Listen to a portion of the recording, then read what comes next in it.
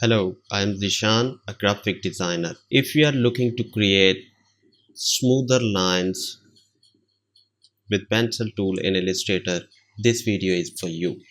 There are few methods to create smoother lines. The first one, select pencil tool and draw. You can see it's not smoother. You can select smoother tool, double click on it and take it to the extreme right. Select this line and then smoother tool.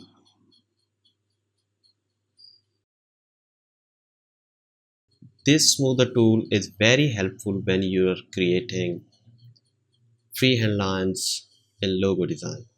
The second method, which is my favorite, select pencil tool, double click on it and take it to the extreme right. Now you create lines, it will be smoother. If you like my video, please like, share and subscribe my channel.